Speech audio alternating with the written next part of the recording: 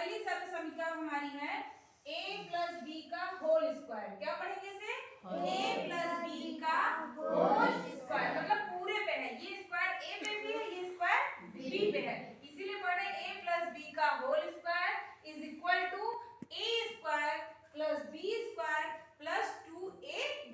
ये हमारी पहली सर्व समीकरण है। कुछ सवाल हमको इसी सर्व समीकरण पर आधारित हल करने पड़ेंगे, ठीक है। जहां पे मैंने बताया कि कोई निशान ना हो वहां पे क्या माना जाता है? गुणा माना जाता है, ठीक है। चाहे इसे 2 गुणे a गुणे b ऐसे लिख सकते हो, चाहे डायरेक्ट लिख दिए, ठीक है। अब आपके अभ्यास में अभ्यास 8E है, ठीक है। 8E का पहला सवाल है, देखिए x धन 3 का होल स्क्वायर का मान ज्ञात कीजिए। यही सवाल है ना, x धन 3 का होल स्क्वायर का मान ज्ञात करना है। इस तरह के आपको आगे बहुत सारे सवाल मिलेंगे, तो इसमें घबराना नहीं है। सबसे पहले आपको क्या करना है, ये जो है यहाँ कुछ भी लिखा रहे, चाहे संख्या लिखी रहे, चाहे चर राशि लिखी रहे, चाहे अचर राशि लिखी रहे, कुछ भी लिखा रहे, आप उसको क्या मानना है? a मान लो, ठीक है। और यहाँ पे जो लिखा है उसको आपको क्या मान लेना है? b मान लो, ठीक। सबसे पहले इसी पे है ना आधारित ये सवाल हल करना है, हमें इस सूत्र का प्रयोग करना है। तो ये जो सवाल दिया गया है इसमें हमने इसको क्या मान लिया? a और इसको क्या मान लिया? b। अब जो सूत्र है ये सूत्र आपको याद होना चाहिए, हर एक बच्चे को याद होना। नहीं याद हो रहा पहले याद कर डालिए, ठीक। सारे सवाल इसी सूत्र पे लगेंगे। अब मान रखते जहां जहां a है वहां वहां आपको x रखना है, ठीक। जहां जहां a है वहां वहां आपको x रखना है, और जहां जहां b है वहां वहां आपको 3 रखना है, ठीक। तो पहले क्या है? a की घात 2, तो एक का मान क्या है? x, तो x की घात 2 लिख लिए। ये समझ में आया x कहां से आया? आया समझ में? उसके आगे कौन सा निशान है? धन, तो धन लगा दीजिए।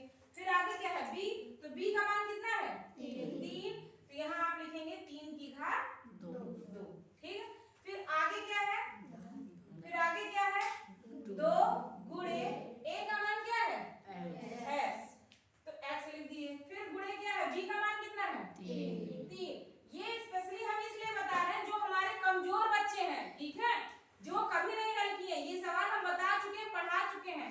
जो रेगुलर स्टूडेंट है उनको आ रहा है इस क्लास में, इसीलिए हम इसको इतनी डीपली इसलिए बता रहे हैं कि जो पीछे बैठे हैं, जो कमजोर बच्चे हैं, वो फिर से देखें। इससे सरल भाषा में और नहीं बताया जा सकता है, और इस क्लास में इसको सीख करके जाइए। समझ रहे हो प्रांशु? हाँ, दोबारा किसी से नकल मत मारना। ये हमने सबसे पहले क्या किया? सूत्र पे रख दिया, ठीक। कक्षा 6 वाले विशेष का ध्यान रखिए, फैला दिए, ठीक। अब इसको हमें हल करना है। x की घात 2 का मतलब होता है x गुणे x। x की घात 2 का मतलब क्या होता है? इसको आप डायरेक्ट भी कर सकते हो, मगर हम डायरेक्ट नहीं बता रहे इसलिए कि जो बच्चे कमजोर हैं उनके लिए बता रहे हैं। x किसी की खोपड़ी पे, किसी के सर पे जितना लिखा रहता है, इसका मतलब उसको उतनी बार गुणा कर दो, ठीक है। अगर यही 3 होता तो x को कितनी बार लिखते? 3 बार। फिर आगे बढ़िए, 3 के सर पे क्या लिखा हुआ है? 2, तो 3 को कितनी बार गुणा करेंगे? 2 बार।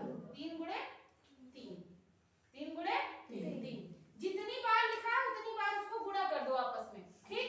फिर क्या है? धन है, धन है। अब संख्या को गुणा करिए, 2 3 6 आ गया, और आगे क्या बच रहा है? x, तो यहाँ पे आपका आ जाएगा 6x। इसके पहले बीजी व्यंजक का गुणा बता चुके हैं। ये 6x कहाँ से आई पता चल गया? पता चल गया ना?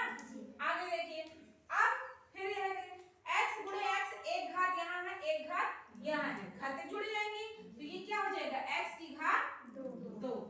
ये समझ में आया? जो रेगुलर बच्चे हैं आ रहे हैं, ये कहाँ से आई पता चल गया? फिर आगे देखिए क्या होगा? 3 गुणे 3, 3 त्रिका 9 आ गया। फिर क्या आया? 6x, ठीक है। ये जो आपका आया है यही आपका क्या हो जाएगा? आंसर हो जाएगा।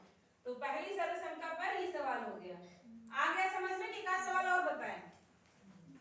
हाँ, जिसको नहीं आया समझ में बेझिझक खड़े होकर के पूछ सकते हैं कि मैडम मुझे ये नहीं। बैठे रहोगे बेटा तो कभी नहीं आएगा। ये बता रहे हैं, ये प्रांशु, मुस्कान, इन लोगों के लिए क्लास है। इसमें कुछ तेज बच्चे बैठे हैं, उनको लगेगा ये हलवा है, वो उनको हलवा इसीलिए लग रहा है क्योंकि वो रेगुलर आ रहे हैं, ठीक। आ गया मुस्कान?